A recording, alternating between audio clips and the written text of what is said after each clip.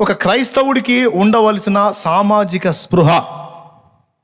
క్రైస్తవుడు అనగానే పూర్తిగా మనం ఇక ఆత్మ సంబంధంలో ఈ లోకం అందు కాదని పాటలు పాడుకున్నట్టు, పూర్తిగా ఇక ఆత్మ సంబంధంలో ఇక శరీర సంబంధంగా మాకు ఇక ఏ సంబంధాలు లేవు అన్నట్టు అన్నిటినీ మనం వదిలేసాం అన్నట్లు బ్రతకరాదు. అలా బ్రతకరాదు. క్రైస్తవుడు ఆత్మ సంబంధి నిజమే. క్రైస్తవుడు శాశ్వతత్వాన్ని పొందుకున్నవాడు నిజమే. క్రైస్తవుడు ఆత్మరక్షణకు ఎక్కువ ప్రయారిటీ ఇస్తాడు నిజమే. అయితే శరీర సంబంధంగా ఉన్న సాటి సహోదరుల విషయంలో కూడా క్రైస్తవుడు బాధ్యత కలిగి ఉన్నాడు. అది కుటుంబం కావచ్చు, మన పర్సనల్ కావచ్చు, సమాజం కావచ్చు.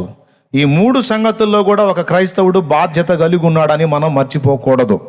నేను ఎందుకు ఇంత మ్యాటర్ ఇంతసేపు చెప్పాను అంటే, సామాజిక స్పృహ కలిగి సమాజ శ్రేయస్సు కోరి నేను చేసే ఈ పని కూడా ప్రభు హర్షించే పని, ప్రభు మెచ్చుకునే పనే. ప్రభుకు స్తోత్రాలు చెప్దాం గట్టిగా. హల్లెలూయా. ఎందుకో వినండి. కొంతమంది అంటారు మాదంతా ఆత్మ సంబంధమైన సేవేనండి, శరీర సంబంధంగా మేమేం చెయ్యం, మాదంతా ఆత్మ సంబంధమైన సేవ అని, ఆత్మ సంబంధంగా మేము ప్రయాణం చేస్తాం, మాది ఆత్మ సంబంధం అని కొంతమంది శరీర సంబంధంగా వాళ్ళు చేయాల్సిన బాధ్యతలు విస్మరించారు. కొంతమంది ఏం చేశారు, మాదంతా సోషల్ సర్వీస్ అని, మాదంతా శరీర సంబంధమైన సహాయం అని ఆత్మ సంబంధమైన పరిచర్య నిర్లక్ష్యం చేశారు. రెండు తప్పే. మాదంతా ఆత్మ సంబంధమైన పరిచర్య అని శరీర సంబంధంగా మనం చేయాల్సిన సేవ నిర్లక్ష్యం చేయటం తప్పే. మాదంతా సోషల్ సర్వీస్ సార్ అని ఆత్మ సంబంధమైన విషయాలు పరిచర్య కూడా నిర్లక్ష్యం చేయటం తప్పే. ఉదాహరణకి, ఒక రోగికి నేను వైద్యం చేస్తాను, ఒక రోగి ఇబ్బందిలో ఉంటే నేను అతనికి మందిస్తాను, లేకపోతే అతనికి వైద్యం చేస్తాను, లేకపోతే అతనికి వైద్య సపరిచర్యలు చేస్తాను, అంతవరకే అని ఆ ఆత్మ రక్షణ కొరకు ఆ వ్యక్తికి సువార్త చెప్పకపోవటం తప్పు. సోషల్ సర్వీస్ చెయ్యి, ఆ వ్యక్తికి వైద్య సేవ చెయ్యి, దాంతోపాటు ఆత్మ రక్షణ పొందినట్లు సువార్త పని కూడా మనం చేయాలి. అలాగే కొంతమంది నేను జస్ట్ సువార్త ప్రకటిస్తాను, ఆత్మలను రక్షిస్తాను, ఆత్మలకు ప్రకటిస్తాను, మంచిదే. దాంతోపాటు భౌతికంగా కూడా వారికి మనం చేయదగ్గ సహాయం ఏ కోణంలో నుంచైనా మనం చేయదగ్గది, మనకు సాధ్యమైంది, అవతల వాడు పొందదగింది తప్పకుండా మనం చేయుటకు సిద్ధ మనసు కలిగి ఉండాలి. రెండిటినీ కలిపి బ్యాలెన్స్గా మెయింటైన్ చేసేవాడే సత్క్రైస్తవుడు, సరైన క్రైస్తవుడు. అర్థమైతే దేవునికి మహిమ చెల్లించు. ఉదాహరణకి బైబిల్ గ్రంథంలో సువార్త చెప్పమని మనకు పిలుపునిచ్చాడు. మార్కు సువార్త 16వ అధ్యాయం 15వ వచనం, మీరు సర్వలోకమునకు వెళ్ళి సర్వ సృష్టికి సువార్త ప్రకటించండి, నమ్మి బాప్తిస్మము పొందిన వాడు రక్షింపబడతాడు, నమ్మని వానికి శిక్ష విధింపబడిద్ది అన్నాడు. స్తోత్రం చెప్తారా? నువ్వు జాగ్రత్తగా విను. ఎవరన్నా పరధ్యానంగా కనపడితే ఈ స్తోత్రాలు చెప్పేటి ఎక్కువైద్ది నాకు. నేను స్తోత్రం చెప్పండి అన్నానంటే తేడా కనపడ్డట్టు. అలా లైవ్లో ఉన్న వాళ్ళతో నాకు ఇబ్బందులు, ఎదురు కూర్చున్న వాళ్ళతో నాకు సమస్య. కాబట్టి ఎవరు కూడా అశ్రద్ధగా ఉండొద్దు ప్లీజ్. ఉన్నోళ్ళందరూ కూడా జాగ్రత్తగా వినాలి. ఏం చెప్తాయో ఎవరు గుర్తుంది? సర్వలోకమునకు వెళ్ళి సర్వ సృష్టికి సువార్త ప్రకటించండి, నమ్మి బాప్తిజం పొందినోడు రక్షించబడతాడు, నమ్మనోడు శిక్ష పాలవుతాడు అని చెప్పాడు. ఇది ఆత్మలను రక్షించడానికి దేవుడిచ్చిన ఆజ్ఞ. ఆ మాట చెప్పిన యేసయ్యే మత్తయి సువార్త 25వ అధ్యాయములో 34వ వచనం నుంచి చూడండి. అప్పుడు రాజు తన కుడి వైపున ఉన్న వారిని చూచి, నా తండ్రి చేత ఆశీర్వదింపబడిన వారలారా రండి, లోకము పుట్టినది మొదలుకొని మీ కొరకు సిద్ధపరచబడిన రాజ్యమును స్వతంత్రించుకొనుడి. నేను ఆకలిగొంటిని, మీరు నాకు భోజనము పెట్టితిరి, నేను దప్పిగొంటిని, మీరు నాకు దాహమిచ్చితిరి, పరదేశినై ఉంటిని, నన్ను చేర్చుకుంటిరి, దిగంబరినై ఉంటిని, నాకు బట్టలిచ్చితిరి, రోగినై ఉంటిని, నన్ను చూడవచ్చితిరి, చెరసాలలో ఉంటిని, నా యొద్దకు వచ్చితిరని చెప్పును. అందుకు నీతిమంతులు, ప్రభువా, ఎప్పుడు నీవు ఆకలిగొని ఉండుట చూచి నీకు ఆహారం ఇచ్చితిమి, ఇది ఎప్పుడు జరిగిందయ్యా? నువ్వు ఎప్పుడు దప్పికొన్నావు ప్రభువా? నువ్వెప్పుడు పరదేశివై ఉన్నావయ్యా? నువ్వెప్పుడు దిగంబరివై ఉన్నావయ్యా? నువ్వెప్పుడు చెరసాలలో ఉన్నావయ్యా నువ్వెప్పుడు రోగివై ఉన్నావయ్యా? ఇదేంది మేమందరం నీకు అలా చేశామని చెప్తున్నావేమిటి అని అడుగుతారట. ఎప్పుడు? రేపు తీర్పులో. ఆ తీర్పులో అడిగినప్పుడు ఆయన 40వ వచనంలో చెప్తాడట, అందుకు రాజు, మిక్కిలి అల్పులైన ఈ నా సహోదరులలో ఒకనికి మీరు చేసితిరి గనుక నాకు చేసితిరని నిశ్చయముగా మీతో చెప్పుచున్నానని వారితో అనును అని వ్రాయబడి ఉంది. తర్వాత కింది వచనాలు చూస్తే చూడండి. 41వ వచనం, అప్పుడు ఆయన ఎడము వైపు ఉండు వారిని చూచి, శపింపబడిన వారలారా, నన్ను విడిచి అపవాదికిని వాని దూతలకును సిద్ధపరచబడిన నిత్యాగ్నిలోకి పోవుడి. నేను ఆకలి గొంటిని, మీరు నాకు భోజనము పెట్టలేదు. దప్పిగొంటిని, మీరు నాకు దాహం ఇయ్యలేదు. పరదేశినై ఉంటిని, నన్ను చేర్చుకోలేదు. దిగంబరనై ఉంటిని, బట్టలు ఇయ్యలేదు. రోగినై ఉంటిని, పలకరించలేదు. చెరసాలలో ఉంటిని, మీరు నన్ను చూడరాలేదు అని చెప్పును. అప్పుడు వాళ్ళు అడుగుతారట, ఎప్పుడయ్యా నువ్వెప్పుడు ఆకలి కొని ఉన్నావు? నువ్వెప్పుడు దప్పికొని ఉన్నావు? నువ్వెప్పుడు పరదేశివై ఉన్నావు? నువ్వెప్పుడు దిగంబరివై ఉన్నావు? నువ్వెప్పుడు రోగివై ఉన్నావు? ఎప్పుడు చెరసాల్లో ఉన్నావు? ఎప్పుడు మాకు కనపడ్డావయ్యా? నువ్వు కనపడితే నీకు చేయమా మేము? ఏంది ప్రభువా నువ్వు కనపడితే చేయమంటాయా అని అడుగుతారట వీళ్ళు అమాయక మోహాలు పెట్టి. అప్పుడు ఆయన అంటున్నాడు 45వ వచనంలో, అందుకు ఆయన, మిక్కిలి అల్పులైన వీరిలో ఒకనికైనాను మీరు ఎలాగూ చేయలేదు గనుక నాకు చేయలేదని మీతో నిశ్చయముగా చెప్పుచున్నానని వారితో అనును. వీరు నిత్య శిక్షకును, నీతిమంతులు నిత్య జీవమునకును పోవుదురు అన్న వచనాలు మనం మర్చిపోకూడదు. మేమంతా స్పిరిచువల్ సర్వీస్ బ్రదర్, మాదంతా ఆత్మ సంబంధమైన సేవ. ఎవడెట్ట సచ్చినా మేము పట్టించుకో, మాదంతా స్పిరిచువల్ సర్వీస్, మాదంతా ఆత్మ సంబంధమైన సేవ. అంత ఆత్మ సంబంధమైన సేవ అయితే మరి శరీర సంబంధంగా కూడా సాయం చేయండి రా అని ఎందుకు చెప్పాడు? సాటి మనిషిని ఆదుకో బాబు అని ఎందుకు చెప్పాడు? ఆత్మ సంబంధమైన సేవ ఎంత ముఖ్యమో శరీర సంబంధమైన ఉపచారం కూడా సాటి వారికి అంతే ముఖ్యంగా మనం చేయబద్ధులమై ఉన్నాం. అర్థమైందా? దీన్ని మనం మిస్ కాకూడదు. ప్రియులారా, అక్కర కలిగిన వానికి నువ్వు చేయదగ్గ సహాయము ఏ కోణంలో ఉన్నా, అవతల వాడు ఏ విధమైన అక్కర కలిగి ఉన్నా నువ్వు చేయదగ్గది చేయటానికి ఎల్లప్పుడూ సిద్ధ మనసు కలిగి ఉంటే నువ్వు సత్క్రైస్తవుడివి.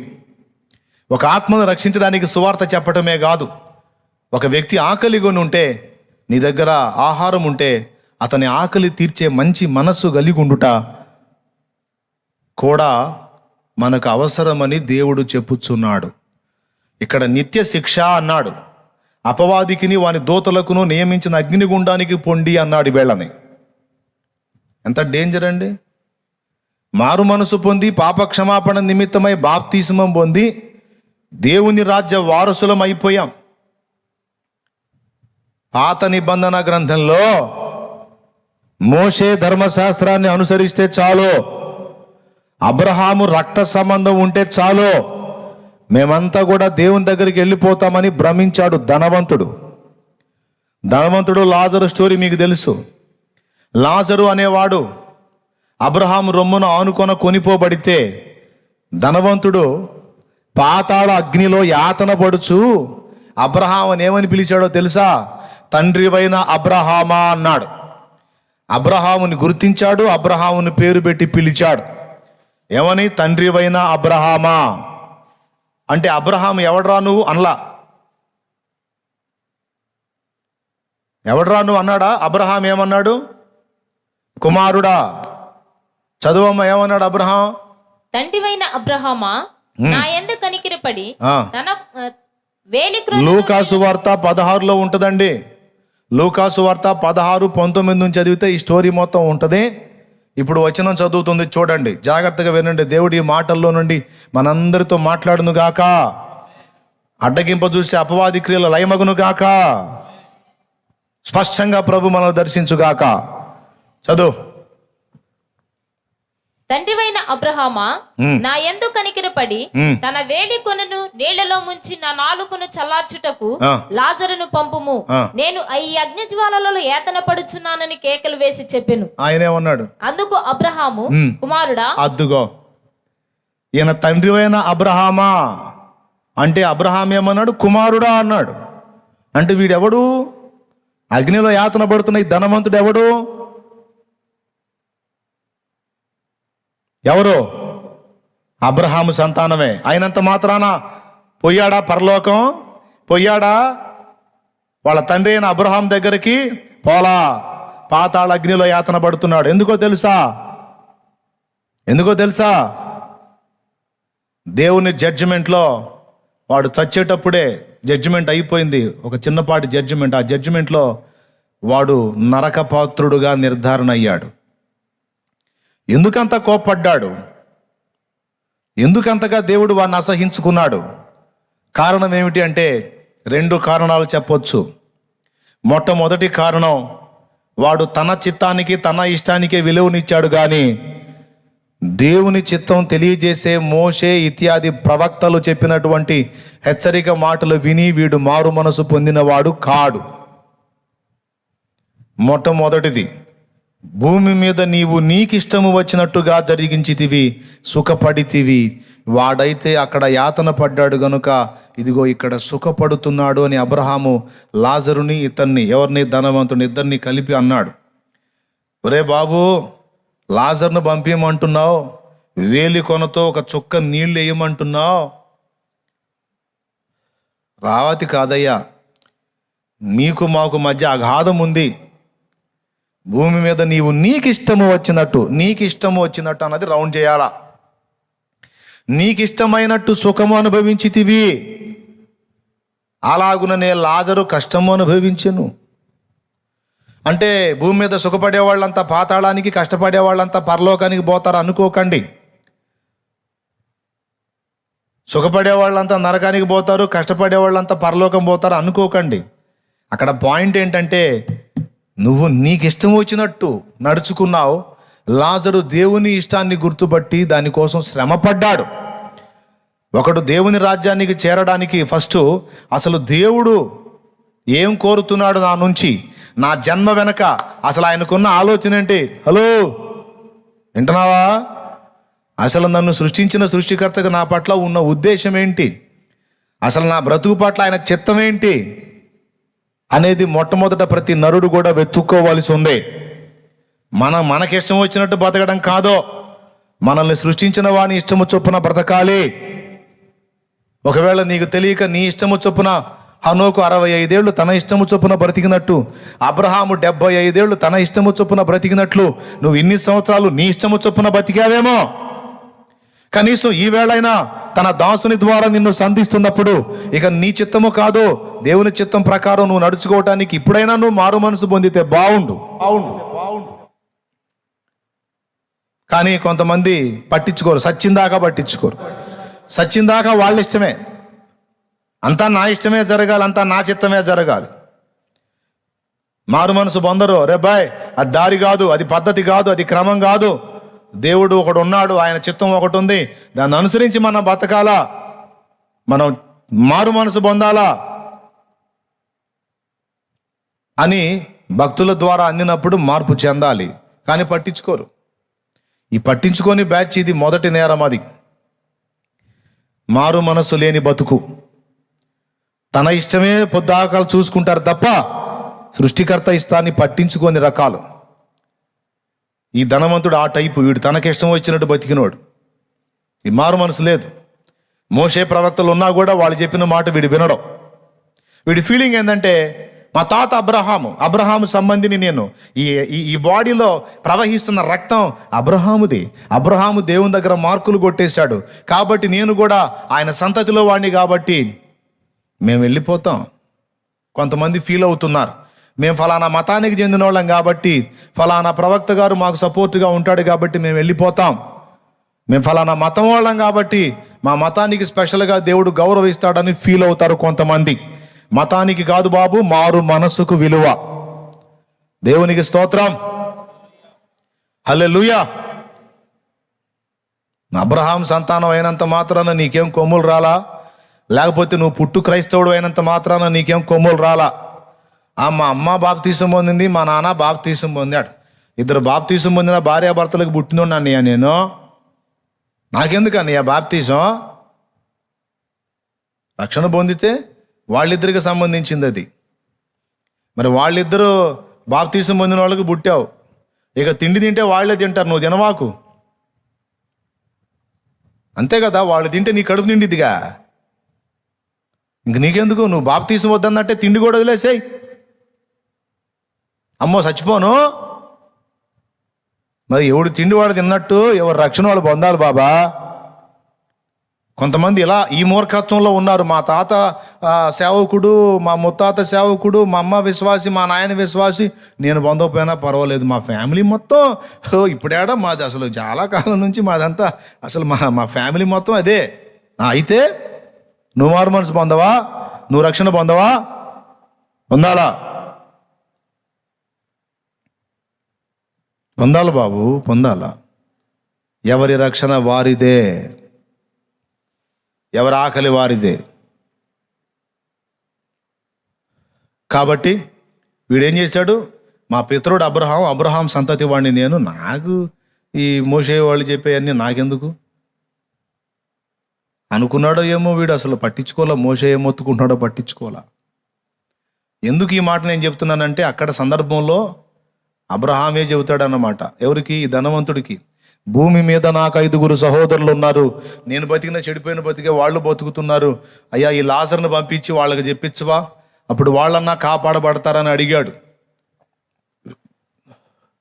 అప్పుడు అబ్రహాం అన్నాడు, వారికి చెప్పడానికి భూమి మీద మోషేయు ప్రవక్తలు ఉన్నారు, వాళ్ళ మాట వినాలన్నాడు. అయ్యా బతికున్నోళ్ళు చెబితే ఇన్ని రకాలు కాదు మా వాళ్ళు, సచ్చినోళ్ళు లేచి చెబితే అప్పుడు వింటారు మా వాళ్ళు. కొంతమంది బతుకులు అట్టు ఉంటాయి, అర్థమైందా?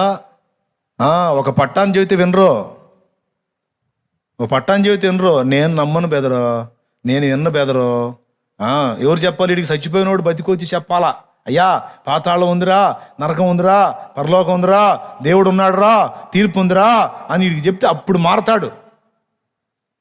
అట్లాంటి రకాలు అన్నమాట వీళ్ళు. ఎవరు? ఈ ధనవంతుడు చెప్తున్న 5 సహోదరులు, వాళ్ళ తమ్ముళ్ళే. నాకంటే మిడివేలంగా బతుకుతున్నారా వాళ్ళు అంటే, అబ్రహాం ఏం చెప్పాడు తెలుసా? అక్కడ చెప్పేవాళ్ళు ఉన్నారు అబ్బాయి, మోషేయు ప్రవక్తలు ఉన్నారు, వాళ్ళ మాట వింటే బతుకుతారు, లేకపోతే వాళ్ళు కూడా నీ దగ్గరికి వస్తారులే, ప్రశాంతంగా ఉండను. మొదటి నేరం ఏమనగా మారు మనసు పొందకపోవుట. ధనవంతుడు అగ్నిగుండానికి పోవడానికి కారణం దేవుని చిత్తాన్ని ఎరగకుండా తన చిత్తమే బతుకాలమంతా నెరవేర్చుకోవటం. రెండవది తెలుసా? కనికరము లేకపోవుట. రాసుకో, గుర్తు. ఏం లేకపోవుట? వాడు నరకానికి పోయిన కారణం పాతాళానికి, నరకానికి ఇంకా పోలేదు, ఫ్యూచర్లో పోతాడు. పాతాళ అగ్నికి ధనవంతుడు అనేవాడు పోవడానికి రెండవ కారణం కనికరము లేకపోవుట.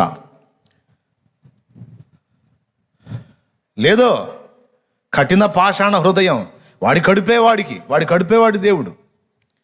వాడు తింటమేందో, వాడు తాగటమేందో, వాడు ఆనందపడటమేందో, వాడి ఇల్లు, వాడి కుటుంబం, వాడి సంసారం వాడే.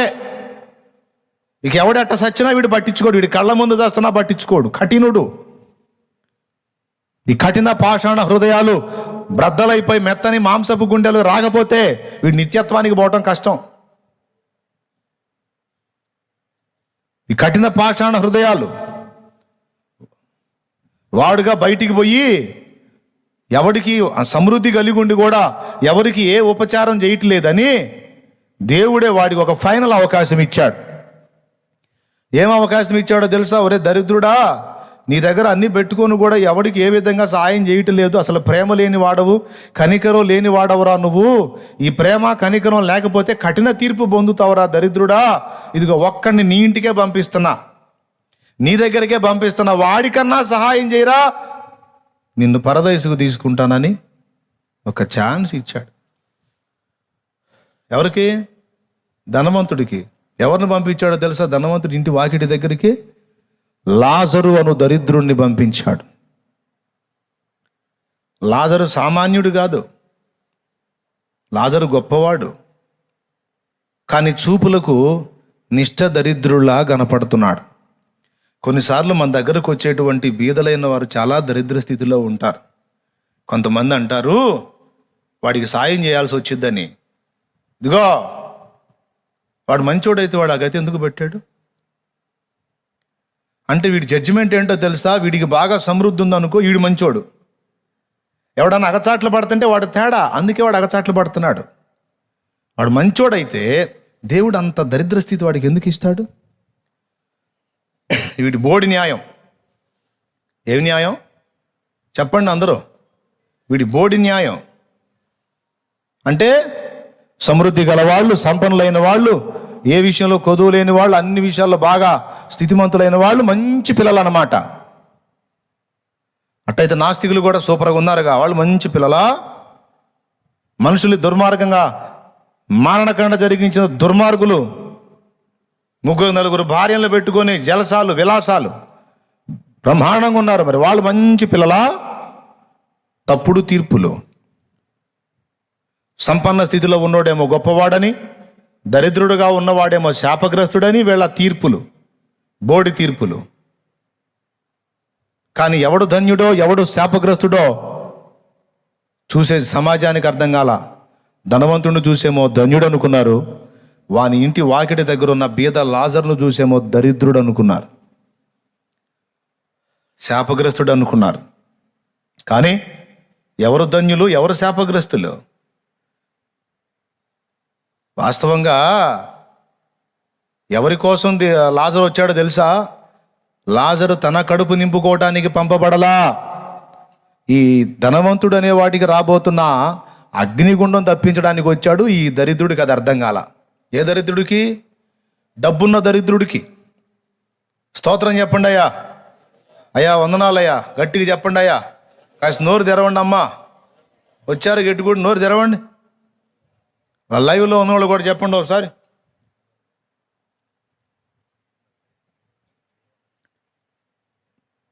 బాగా వినాలి, దీన్ని మిస్ అవ్వద్దు. ఎవరి క్షేమాన్ని కోరి వచ్చాడో తెలుసా? దరిద్రుడైన లాజరు ధనవంతుడి ఇంటికి చూపులకేమో అతని ఆకలి తీర్చుకోవడానికి వచ్చినట్టు ఉంటుంది. కానీ దేవుడు ఆ ధనవంతుడికి ఇచ్చిన చివరి అవకాశమే లాజరు. వీడు ఎటుగుడి బయటికి పోయి ఎవడికి అంత రాల్పడో, వీడు బతుకంతా పిసినారే. వీడు చేయి జాపి అంత పిల్లికి బిచ్చం పెట్టేది కాదు. శుభ్రంగా వాడి ఫ్యామిలీ తినటం, తాగటం, సుఖించటం. వాడి ఫ్యామిలీ, వాడి ఆనందం, వాడి సంబరం, వాడి పండగ. అదేంటంటే, లేదు బ్రదర్ మనకు ఆ సర్వీస్ లేదు బ్రదర్, మనకు అది లేదు బ్రదర్. తాట తీస్తాడు రేపు దేవుడు. నిజంగా నువ్వు ఆత్మ సంబంధివైతే దేహ సంబంధమైన సమస్యల్లో ఉన్న వారికి సైతం సహాయపడతాడు ఆత్మ సంబంధి. చాలా సీరియస్ మ్యాటర్ అండి. సోషల్ సర్వీసు చిన్నది కాదు. దేవుని లిస్టులో అది కూడా రాయబడింది. దరిద్రుడైన లాజరు ఈ ధనవంతుడి ఇంటి వాకిట పడి ఉన్నాడు చాలా రోజులు. అరే ఒక్క పూటన్న దరిద్రుడు, ఎవరు? ధనవంతుడైన దరిద్రుడు ఒక్క పూటన్న ఒక్క రొట్టె ముక్క లాజరుకి ఇచ్చినట్టయితే వీడి లిస్టులో నిత్య జీవం పడేదేమో. వీడు ఆ బీద లాజర్ని తన ఇంట్లోకి వెళుతూ వస్తూ ఉన్నప్పుడల్లా చూస్తున్నాడు, కానీ కనికరం చూపలా, కన్నెత్తి చూడలా. స్టార్టింగ్లో ఎవడ్రా వీడి పేరు లాజర్ అండి. ఏంది ఏడకొచ్చాడు? ఏదో మీరు ఏదన్నా సాయం చేస్తారేమో వచ్చాడండి. ఏంట్రా సాయం చేసేది? ఓహోహో, దాన ధర్మాలు చేస్తే మనకొచ్చిద్దిరో చెప్పా, మనకొచ్చిద్ది. పాండి దీర్ఘంగా చూస్తున్నాడు బీద లాజరు. ఏమన్నా సహాయపడతాడేమో వీడు కనికరించని. ఒళ్ళంతా చెడిపోయినట్టుంది, ఒళ్ళంతా చెడిపోయింది. కురుపులు, ఆ కురుపుల నుండి చీము రక్తాలు గారుతున్నాయి. దుర్గంధభరితంగా ఉన్నాడు లాజరు, బీద లాజరు. కుక్కలు వచ్చి అతని దేహం నుండి స్రవిస్తున్నటువంటి ఆ నీరు ఏదైతే ఉందో దాన్ని కుక్కలు నాకుతున్నాయి. అంటే ఎంత దుర్భరంగా ఉన్నాడో చూడండి అతడు. కానీ వీడికి కనికరం కలగల. జాగ్రత్తగా వినండి, వీడికి కనికరం కలగల. వాడు అంత స్థితిలో ఉంటే వీడి దగ్గర ఉండి కూడా వీడు చెయ్యి విప్పల. ఇంకా చెప్పనా?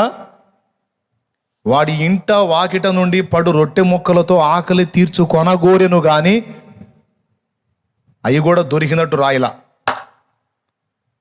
ధనవంతుడి ఇంటి నుండి పడు రొట్టె ముక్కలతో అతడు ఆకలి తీర్చుకొను చుండెను అనుందా, కొనగోరెను అనుందా? చూడండి ఒక్కసారి. అతని బల్ల మీద నుండి పడు రొట్టె ముక్కలతో ఆకలి తీర్చుకొనగోరెను. తీర్చుకొనేనా, కొనగోరెనా? కొనగోరెను, కానీ ఈడేమి కనీసం రొట్టె తుంపు కూడా దొరకలా. ఒకటి మారు మనసు లేదు, వీడు ఏది చేసినా నా ఇష్టం నా ఇష్టం నా ఇష్టం. ఇక దేవుడు అనేవాడు ఒకడు ఉన్నాడు, దేవుని మాట నేను వినాలనేది ఏం పట్టించుకోడు అన్నమాట. నంబర్ 1 అది. నంబర్ 2, కనికరం లేని జీవితం, ప్రేమ లేని జీవితం, సాటి మనిషి పట్ల దయ చూపలేని జీవితం, పిడికిలి విప్పలేని జీవితం, కనికరించలేని జీవితం, సహాయపడలేని జీవితం, ఆదరించలేని జీవితం, ధైర్యపరచలేని జీవితం, ఓదార్చలేని జీవితం, ప్రేమించలేని జీవితం, సహాయపడలేని జీవితం. నీ భార్య, నీ కుటుంబం, నీ భర్త, నీ కుటుంబం, నీ పిల్లలు, నీ తల్లి తండ్రి బాగుండాలి, మంచిది, వందనాలు. నీతో పాటు నీ పొరుగువారి క్షేమాన్ని కూడా నీవు కోరాలి. నిన్ను వలె నీ పొరుగువానిని ప్రేమించుమన్న మాట ప్రభు ఇచ్చిన ఆజ్ఞలు. 2 ఆజ్ఞల్లో నంబర్ 1, ఫస్ట్ నీ దేవుణ్ణి ప్రేమించు, అప్పుడు ఆయన చిత్తం చేస్తావు. 2, నీ పొరుగువాడిని ప్రేమించు.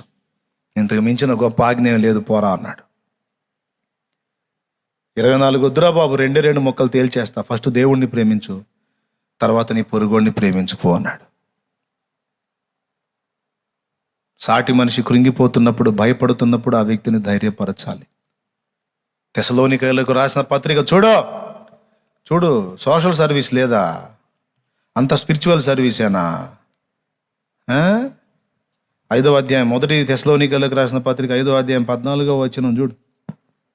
సహోదరులారా, మేము మీకు బోధించినది ఏమనగా, అక్రమంగా నడుచుకుని వారికి బుద్ధి చెప్పుడి, ధైర్యము చెరిన వాడిని ధైర్యపరచుడి, బలహీనులకు ఊతనీయుడి, అందరి ఎడల దీర్ఘశాంతము గలవారయ్యుండుడి, ఎవడును కీడునకు ప్రతి కీడు ఎవనికైనను చేయకుండా చూచుకొనుడి. మీరు ఒకని ఎడల ఒకడును మనుషులందరి ఎడలను ఎల్లప్పుడూ మేలైన దానిని అనుసరించి నడుచుకొనుడి. దేవునికి మహిమ కలుగును గాక.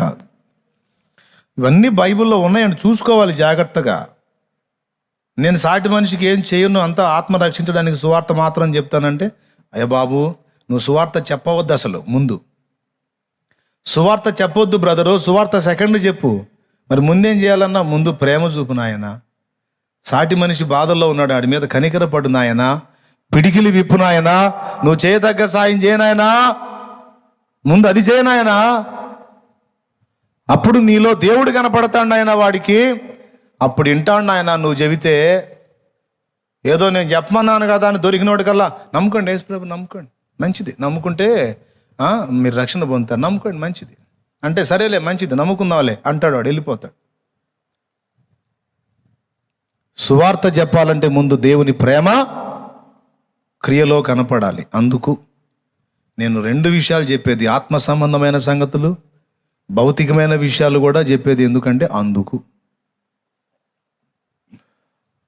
కరువు కాలంలో మన కడుపు నిండుతుందని ఆగటం కాదు. సాటి మనిషి తిన్నారా లేదా, ఉందా లేదా, కాఠిన్యం చూపరాదు. నీకున్న దానిలోనే అవతల వాడికి ఎప్పుడు కూడా ఇచ్చే మనసు మన దగ్గర ఉండాలా.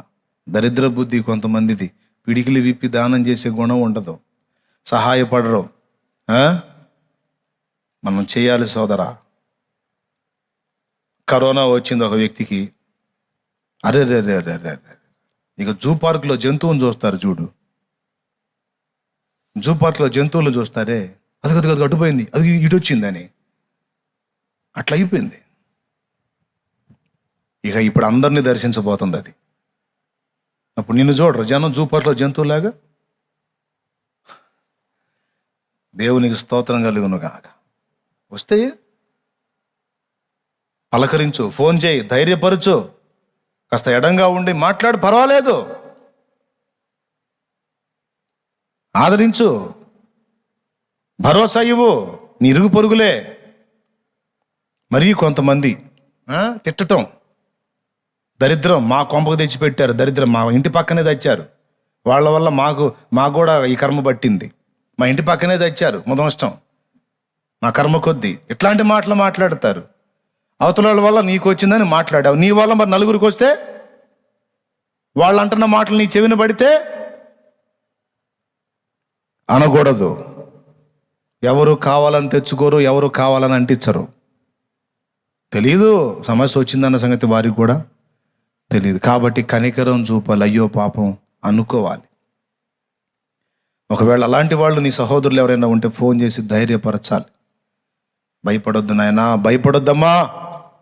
అట్లా నలుగురంగా మనం ఫోన్ చేసి 4 సంగతులు, ఇదిగో ఇన్ని రిపోర్ట్స్ మారిపోయినాయి, ఇంతమందికి నెగిటివ్ వచ్చింది అని మనం నలుగురం కలిసి,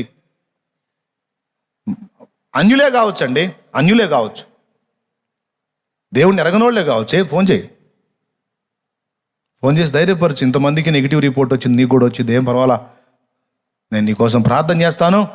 ఎంత సంతోషపడతారో.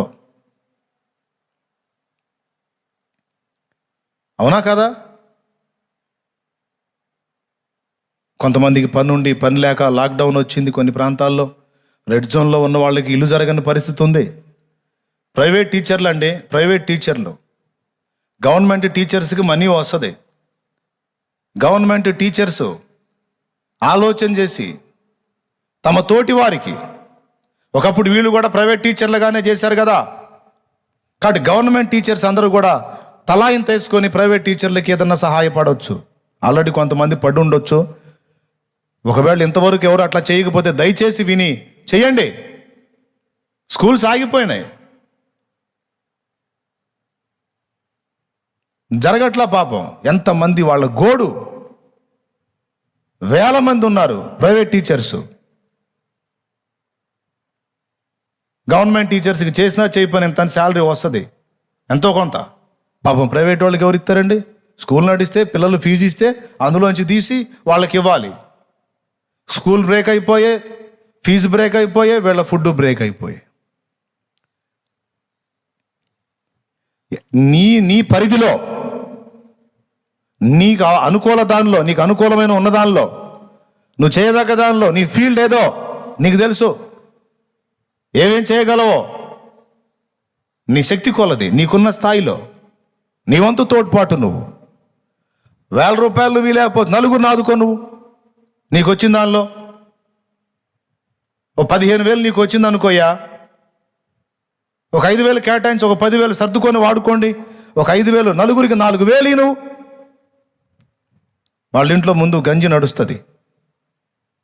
ఈ విధంగా రాబోతున్న దినాలలో సైతం ఇలాంటి మనస్తత్వం మనం సాధన చేసుకోవాలి.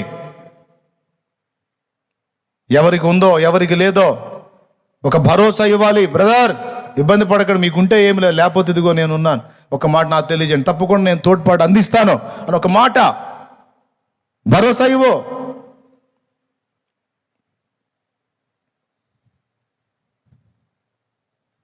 దేవుని పిల్లల మనస్సు. తుని దగ్గర నుంచి ఒక తమ్ముడు ఫోన్ చేశాడు. అంటే కామెంట్ పెట్టాడు, అన్న చాలా కష్టంగా ఉందన్న. ఒక 2,000 ఏమో పంపించాను నా దగ్గర ఉన్నదాన్ని. ఏం చేశాడు తెలుసా? ఎంతరా పంపించింది? 3,000 ఏమో పంపించాను. అంటే సంఖ్య ఎందుకు చెప్తున్నానంటే చెప్తున్నా, నేను పంపించిందే 3,000. కఠినమైన లాక్డౌన్, చాలా కష్టంగా ఉంది, ఇల్లు జరగట్లా, ముందు ఎంతో కొంత అట్లా చాలా మందికి పంపించాను. దేవుని కృపతో దేవుడే చూశాడు అన్నీ కూడా. అంటే నేను చేశానని చెప్పుకోవటానికి కాదు, పొందిన ప్రజలకు తెలుసు, సేవకులకు తెలుసు, దేవునికి తెలుసు. కాబట్టి ఎందుకంటే మాదిరి కోసం చెప్తున్నాను నేను. తను దేవుని బిడ్డ, సేవకుడు. 3,000 పంపించాను. తినండి బాబు, మీ కుటుంబం జాగ్రత్తగా ఉండండి అని నేను ఆయనకి పంపిస్తే దానిలో ఒక రైస్ బ్యాగ్ తెచ్చాడు. రైస్ బ్యాగ్ తెచ్చి మొత్తం రైస్ బ్యాగులు ఎన్ని కిలోలు ఉంటాయి? 25 కేజీలు ఉంటాయి కదా. 20 కేజీలని ఒక్కొక్క కేజీయో 2 కేజీలు, 2 కేజీలు కాడికి కవర్లలో పోసి ఆ లాక్డౌన్లో ఇల్లు గడవని వాళ్ళని వెతుక్కొని నేను అతనికి పంపిస్తే నువ్వు తిను బాబు, ఇది బియ్యం కట్ట తెచ్చుకో, ఇది కూరగాయలు తెచ్చుకో, ఇంట్లో భార్య పిల్లలు సేవకుండా అంటున్నావు, కడుపు నింపుకో నాయన నేను పంపిస్తే, తన మనస్సు చూడండి, దేవుని బిడ్డ మనస్సు. ఆహా నాకు వచ్చింది, ఇంకా నేను హాయిగా ఈ 4 రోజులు నాకు ఇబ్బంది లేదు అనుకోలా. తుని దగ్గర చేస్తున్నాడు ఆ తమ్ముడు, కట్ట తీసుకొచ్చి ఆ కట్టలో 2 కేజీల కాడికి కవర్లలో పోసి ఇల్లు తిరిగి పంచాడు. ఎవరికైతే లేదో వాళ్ళకి తెలుసుకొని ముందుగానే వాళ్ళ ఇంటికి వెళ్ళి ఇదిగో ఇది తినండి అని ఇచ్చాడు. ఇది కదా క్రైస్తవుడి మనసు, దేవుని బిడ్డ మనసు. అమ్మో ఈ కష్టకాలంలో ఒక 3 ఏళ్ళు అందింది, ఈ 3 ఏళ్ళని మనం భద్రంగా కనీసం ఒక నెలన్నా నడపాలి అనుకోలా. ఆయనే చూసుకుంటాడు. నాకు యేసయ్య లేదంటే 3 ఏళ్ళు పంపించాడు. అసలు వాళ్ళకు ఒక పూట కూడా లేదుగా, కాబట్టి అందరికి ఇద్దాం. దేవుడి చిత్తం అయితే మళ్ళా దేవుడు సాయం చేస్తే మళ్ళా ఇద్దాం. వాళ్ళు ఎంతో సంతోషపడి ఉంటారు. దేవుని బిడ్డల మనస్సు, ఒక క్రైస్తవుడిగా ఆ మనస్సు కలిగి ఉండాలి. ప్రియులారా, మనం తిన్నాం, మనం తాగాం, మనం సంతోషంగా ఉన్నాం, మనం సుఖపడుతున్నాం, మన బిడ్డ పాపలు బాగున్నారనే స్వార్థంతో కాదు, మనతో పాటు మన పొరుగు వారు ఎలాగున్నారు, వారికి మనం చేయదగ్గది ఏదన్నా చేయగలమా? ఒక లాయర్ వై నువ్వు ఉన్నావు, ఒక వ్యక్తి అన్యాయం అయిపోతున్నారు, నువ్వు చేయదగ్గ సహాయం వాళ్ళ పక్షం తీసుకొని వాదించాలి. నిన్ను వల్ల నీ పొరుగు వారిని ప్రేమించు.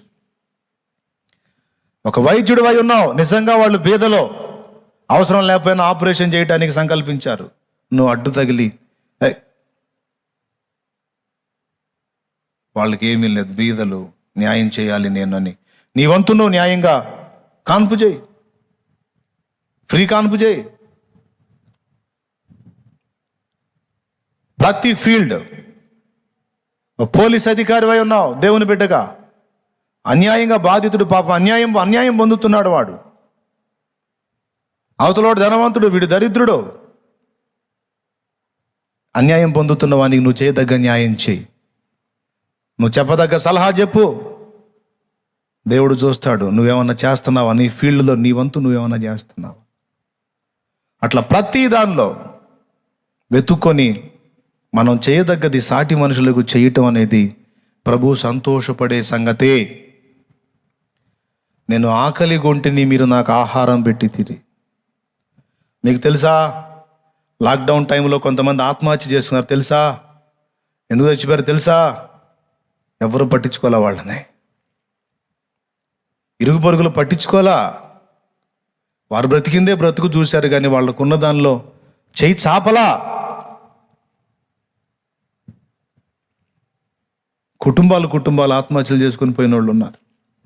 బతకలేమురా బాబు, ఇంక ఇది ఎప్పటికి వైనమైందో తెలియదు అని చచ్చిపోయారు.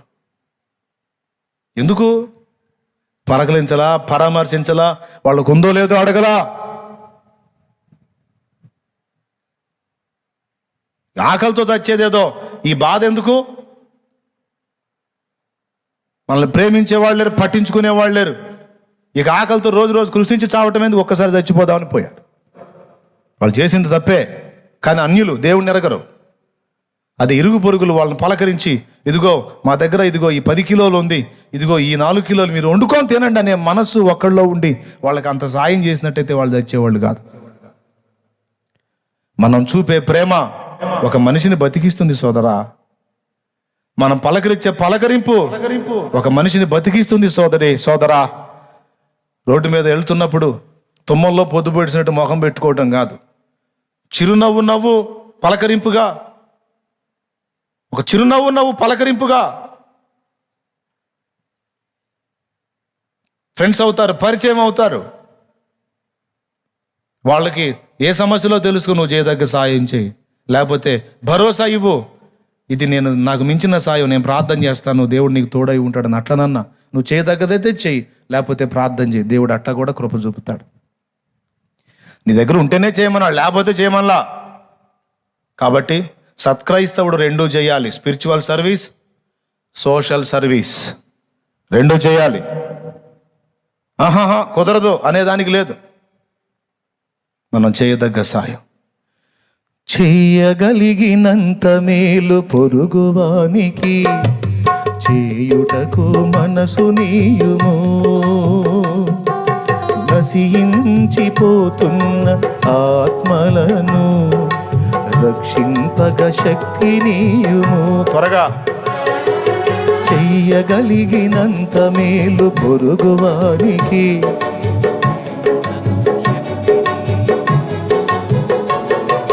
నశించిపోతున్న ఆత్మలను రక్షింపగ శక్తి నీయుము.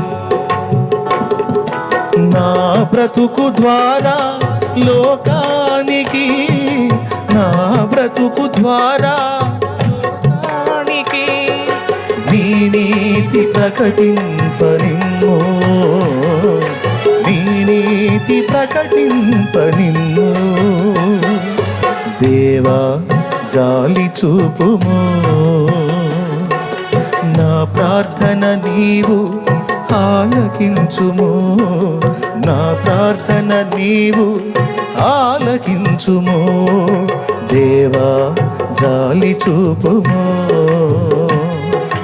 నా ప్రార్థన నీవు ఆలకించుము, నా ప్రార్థన నీవు ఆలకించుము.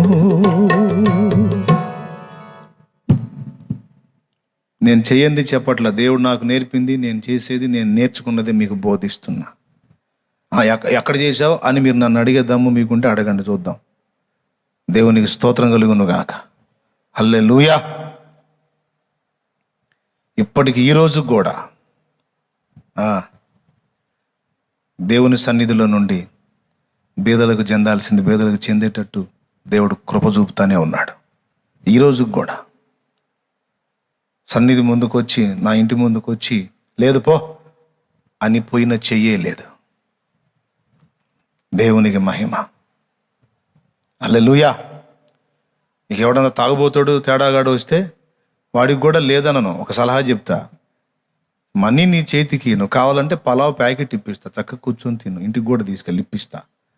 అంతేగాని నువ్వు పైసలు నాకు డబ్బులు అన్నావంటే నువ్వు బార్ షాప్కి వెళ్ళి బిల్లు కట్టొస్తావు, తెలుసు నాకు. నేను నువ్వు 100 రూపాయలు అడిగావు, 300 ఇస్తా.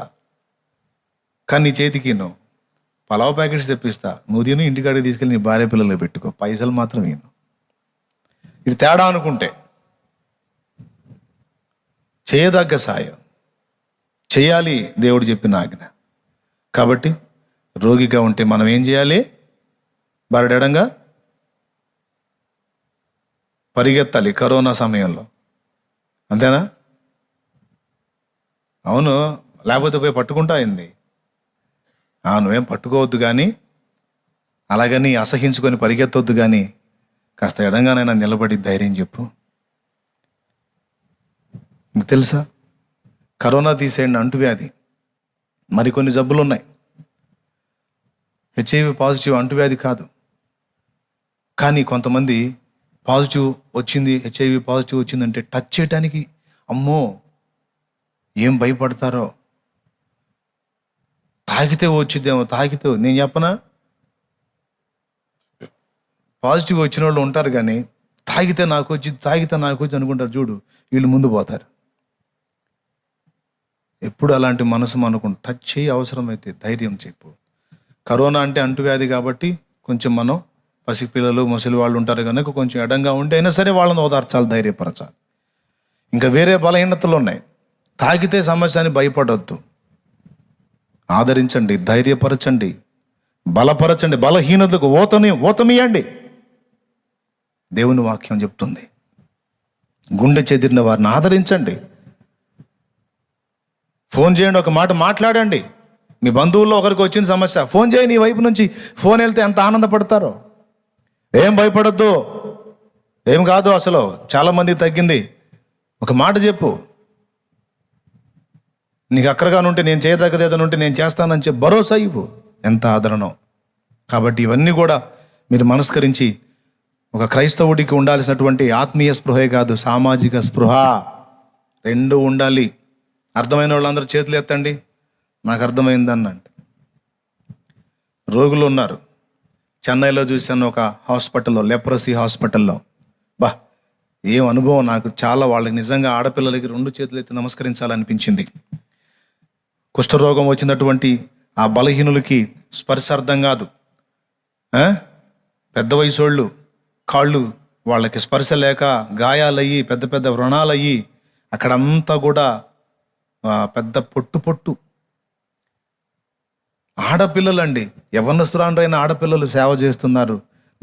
ఇది నిజమైన క్రైస్తవ్యం అనిపించింది నాకు. ఎంత అద్భుతంగా అంటే కనీసం ఒక అసహ్యకరమైన గాయం కనపడితే మన ముఖం మారిపోద్ది.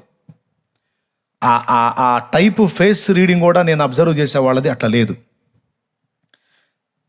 లెప్రసీ కాళ్ళకి గాయాలు వచ్చి వాళ్ళు ఆ ముసలోళ్ళు కనపడితే తాత వచ్చావా, దా కూర్చో అని చక్కగా కుర్చీ మీద కూర్చోబెట్టి ఆ కాలుంది తీసుకొని చిన్న స్టూల్ లాంటిది ఒకటి ఉంటుంది, దాని మీద పెట్టి ఒక వస్తువు ఉంది దాంతో శుభ్రం చేస్తా, నవ్వుతా ఆ పెద్ద ఆయనతో మాట్లాడతా అక్కడ ఉన్నటువంటి అదంతా కూడా శుభ్రం చేసి ఆ గాయం చూడటానికే మహా కష్టంలాగా అనిపిస్తుంటుంది. కానీ యవ్వనస్తురాలైన ఆడపిల్ల నీట్గా శుభ్రం చేసి చక్కగా దానికి మందు రాసి చక్కగా కట్టుకట్టి పంపిస్తూ ఉంది. అబ్బా దేవుని బిడ్డ మనస్సు. రోగులకు మనం సేవ చేయాలి, ప్రభువుకి చేస్తున్నాం అనుకునే చేయాలి. ఎందుకో తెలుసా, ధనవంతుడు లాజరు స్టోరీలో లాజరు ఎలాగైతే వ్రణాలతో వికారంగా కురూపులాగా వచ్చి కూర్చున్నాడో కొన్నిసార్లు యేసయ్య కూడా అలానే కనపడతాడు మనకి. మన ముందుకే వస్తాడు దీనుల్లాగా, ఏమీ లేని దరిద్రుల్లాగా, వస్త్రహీనుల్లాగా కనపడతాడో. రకరకాల డ్రెస్సులు వేసుకొని వేలకు వేలు పెట్టి కాస్ట్లీ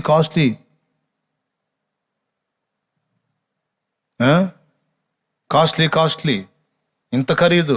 ఇది ఎంతో తెలుసా? ఈ సారీ 20,000.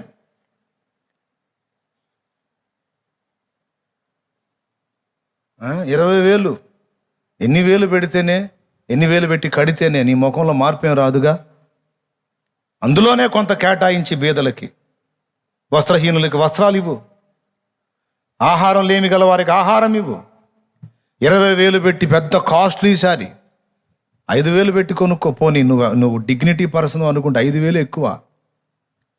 నేను కొంచెం హైపైగా కనపడాలి, నా ఫీల్డ్ అలాంటిదని ఒకవేళ నువ్వు ఆ ఫీల్ అయితే 20,000 అసలు 5,000 15,000 మిగులుతాయి. 15,000 ఎంత మందిని ఆదుకుంటాయో చూడు. నీ ఖర్చుల్ని బ్యాలెన్స్ చేయి, అందులో నుంచి వచ్చేది ఇంకా 10 మందికి ఆదుకోవడానికి ఉపయోగపడిద్ది. అనాథలైన బిడ్డలకు నువ్వు చేయదగ్గ సహాయం,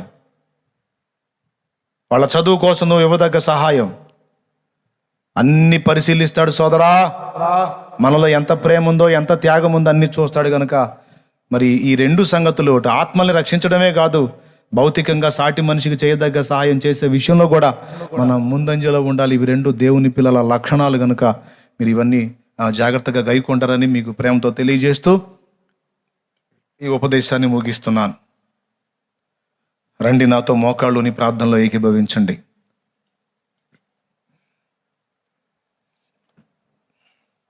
ఎంతవరకు వచ్చింది కార్యక్రమం? ఫోన్ చేయి. ప్రార్థనలో ఏకీభవించండి నాతో కలిసి.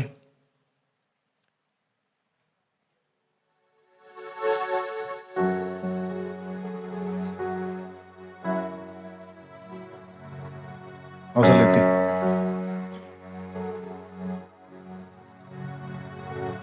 ప్రార్థన చేద్దాం. హల్లెలూయా హల్లెలూయా హల్లెలూయా హల్లెలూయా హల్లెలూయా. ఇంతవరకు సాటి మనిషి పట్ల ప్రేమగా వ్యవహరించకపోతే కన్నా మారు మనసు పొందు.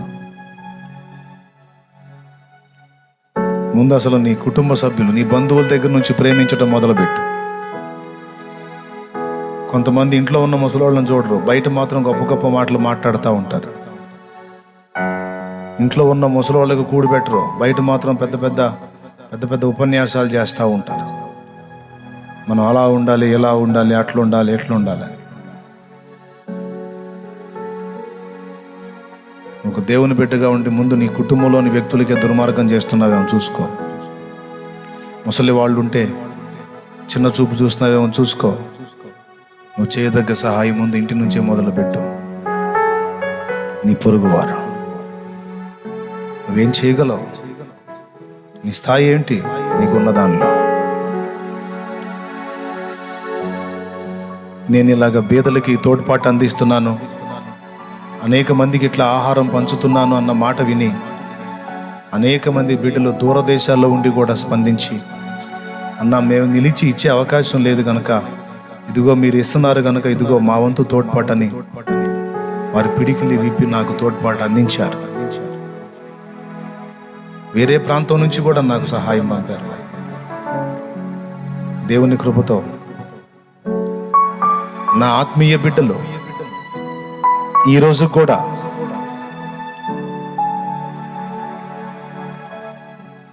ప్రత్యేకంగా ఇద్దరు బిడ్డలు నేను చెప్పగలను. ఇద్దరు బిడ్డలు దైవజనుల ఉపచారానికి వాళ్ళు ప్రతి నెల వారి కష్టంలో నుంచి కొంత సహాయం పంపిస్తా సేవకులను ఆదుకుంటా ఉన్నారు. ఇప్పుడే మిషనరీలుగా బయలుదేరిన దైవ జనాంగాన్ని అనేక మంది బిడ్డలు అలా త్యాగం చేసి నాకు సపోర్ట్ చేస్తే అనేక మందికి నేను చేయగలిగాను. నా ప్రియ దేవుని బిడ్డలారా, మీరు ఆల్రెడీ మంచి మనస్సు గలవారే. ఇంకొంచెం జాగ్రత్త పడతారని రాబోతున్నటువంటి ప్రమాదకరమైన రోజుల్లో ఒక దేవుని పిల్లలంగా మన వంతు ఇంకా మనం గట్టిగా సేవ చేయాలి. రోగుల్ని ఆదుకోవాలి, పేదలను ఆదుకోవాలి. కరువు రాబోతుంది, వ్యాధి విజృంభించబోతోంది, కానీ దాన్ని అడ్డగించాలి. అందరికీ సేవ చేయాలి. మనకు తెలిసిన సూత్రాలు ఇతరులకు చెప్పాలి. ప్రార్థన చేయండి.